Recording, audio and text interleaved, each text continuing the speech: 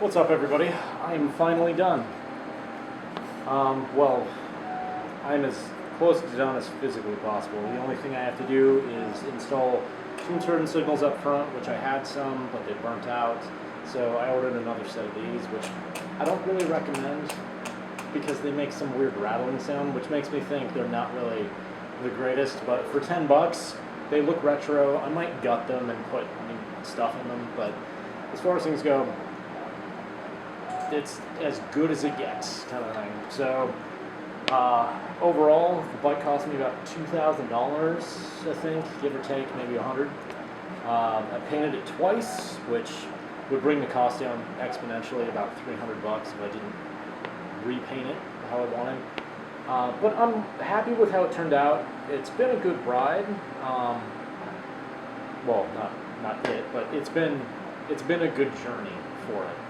And for those of you who think you can't do this in a parking garage or like an apartment or a carport or anything, I mean, like, realistically, you can. The only things I didn't do on the bike were attach the hardtail, and yeah, that was actually about it. I didn't cut or attach the hardtail. They just kind of came as is. Overall, I'm not entirely sure how much mileage was on the bike. I've never seen the original odometer. It came with less than what the bike actually had originally. So whoever did the cutting, the chopping, and all that kind of stuff, the only thing I could do, or say saving grace-wise, was this is a longer length, and that was a shorter length, which actually worked out beautifully. So they did the math correctly on how far everything was geometrically, which might have been a happy accident, but whatever the case, it turned out really well. The things I bought, or had to buy for this machine, were sprocket. This is a wheel off a Harley Dyna. I had to buy fender, seat, springs, turn signals, oil canister, battery box, gas tank, headlight, speedometer, and that's really about it. Oh, horn, battery, a few other odds and ends. That's really about it. Oh, and the brake system, that wasn't cheap, but it came with the original brake system, which didn't really work that well. Overall, like I said, I'm very happy with how it came out. It's my first attempt at anything like this. It's not as polished as I would like it, and by polished I mean, like, one, polished, and two, like, there's a few odds and ends that I wish I could do a little better, which I will eventually when next winter comes along. I'm going to try and fix the wiring harness more, or I might, like, start at the front end and completely recomb it and figure that out. Right now, it's not a mess, but it's not as good as I would like it. Overall, though, like I said, happy with it. There are a few things that I would warn people about. Like, one, my rear brake is absolute crap because your stay is supposed to be behind the brake, so the brake pulls on the stay, and the stay holds the brake in place. This actually is in front of the brake, so this actually has to hold the brake back. So eventually, this might actually snap. Since it is a rear brake, I don't really rely on it that much. It's only 10% of my stopping power. I could lock up the rear end if I want, but I just don't. 90% of my power is up front, which it's a moto iron, or both of the exact same front end moto iron brake caliper. I don't really recommend it, but it's not terrible. The fittings and the lines for them, I bought out, I think they'd cycle. It's a local shop here, which they're your typical Galfer steel braided lines, the banjo fittings, all that kind of stuff. You basically say how much length you want, and then they give you the length, and you just screw in the banjo lines with the fittings and the bolts. The rear brake master cylinder I had to buy. That was a pain because I went through 2 of them. One just broke immediately. It was a piece of crap. It was from Mike's XS, which this one is from Mike's XS, but it's not the same one I bought earlier. The first one had a reservoir attached to it, and this doesn't. I'm thinking about just cutting off the reservoir, and instead of having the reservoir, have a little piece of tubing capped off that you unscrew a hose clamp, and then it just drains directly in, so you can see how much you have. You see them a lot on old school choppers and bobbers, especially up front on the front end, are more pronounced, because it's just, like I said, it's like an inch long little tube, and as soon as you start seeing the tube go down, you know you're losing fluid, so you either need to pull over and refill, or see what's going on. It's enough to actually get you home. So, moving on, the carburetors are PWK carburetors, which I'm pretty sure I have them as dialed in as humanly possible. If not, I'm going to take the main jet up one more size. By one more size, I mean I'm at a 135 right now.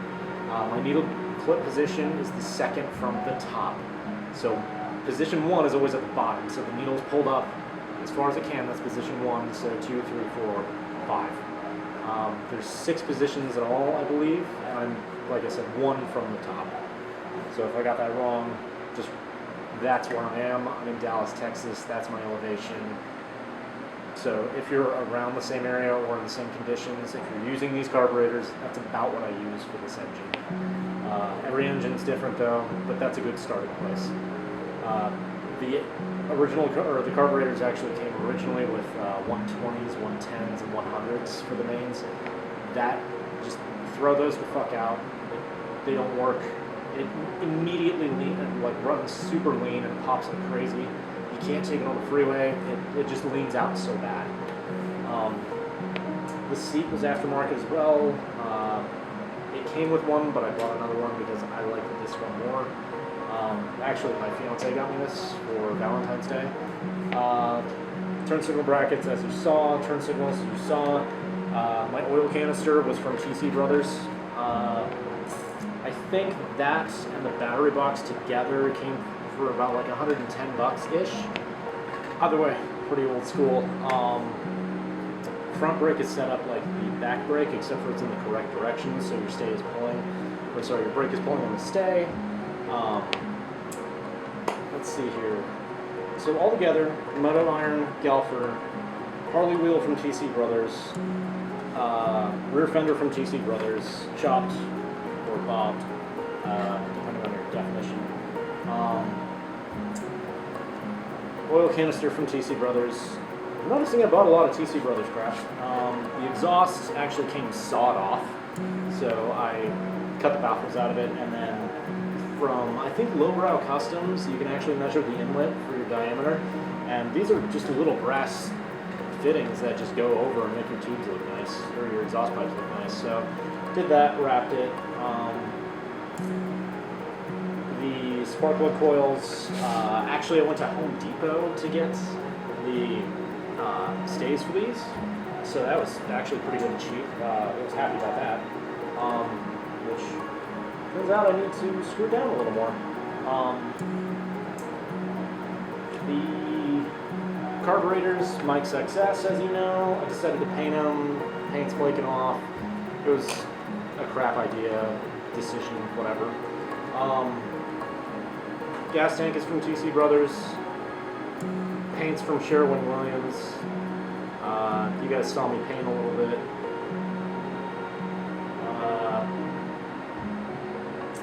The Regulator Rectifier. This is from Rick's XS. It does alright. It runs a little low, for my personal opinion, or this specific one does. It's weird because I bought one and it ran at 13.5 volts beautifully, and then it crapped out. And then it started running at like 18 volts, which these things are supposed to regulate around 13 volts to top off your battery. Bikes don't charge batteries, they just top them off. So I have a lithium-ion battery, so it doesn't actually have a lot of longevity. It's just got, it basically, like, think of it as a shotgun blast of electricity, and then it's done. There's not many shots in it. Versus a regular battery, you can actually drain for a while, but it becomes weaker every time. This is more amperage than it is voltage. The grips are Vans. This is a little mirror from AutoZone, I think. Jacob Garden Snake actually made one of these, or got one of these and put it on his bars for his old Supermoto, the WR450. I did the same thing because I don't want mirrors, I just need some, or one that's just necessary for legality purposes. So I did that. Headlight from TC Brothers, I think, as well, or it might have been Lowbrow, I can't remember. Spark plugs, I just run NGKs. If you really have any questions, feel free to ask. Here's some shots of the bike. I've probably been putting them up the entire time. Kicks, fires, has compression. If I were to sell it, I'd probably sell it for $6.5 with the current condition that it's in. And if I polished everything how I wanted it, probably $7,500. Just because of the fact that you can't find these. That's the thing. Like, when people say like, "Oh my God, it's a 400, it's worth so much or so little," like when you look on Blue Book and all that kind of stuff, they're going strictly by whatever stock is and how old it is. So when you have things like you've added a ton of work, you're basically buying my work at this point and the condition of the engine. At a certain point, mileage doesn't matter when it depends on how old it is. It depends on the condition of the engine. So it holds compression very well. It's got a new head on it. The valves are in spec. This thing will run all goddamn day. Springer front end, scary as hell. It's only got like 3 inches of travel in it, or 4. Actually, probably not even that much. It's more, yeah, probably 3. Same with the rears. Yeah, it's good. And overall, if you're looking to do something like this, I would highly recommend doing that. It is possible. If you need help, there's a giant forum for this bike specifically, and most other motorcycles. If you have, like, let's say, an old Suzuki GS 750 or one of the 600s, or like any 70s, 60s motorcycle, you're going to find a lot of information on it. Just remember, all information is not the greatest information. But yeah, overall, you can do this. It's not that hard. You just basically need to know how to turn a wrench, how to cut things off, and when you're in over your head, have somebody professional do something. I would have welded on this motorcycle, but I wouldn't have welded certain things like the frame yet. I would have done the kickstand, but I wouldn't have done the frame just because of the fact that when I'm going down the freeway, if my welds fail, I die. The kickstand fails, the bike falls over, my pride is hurt. But, you know, of course, like, practice. If you're welding things, weld 2 pieces of crap steel together and just do your thing. Other than that, good luck.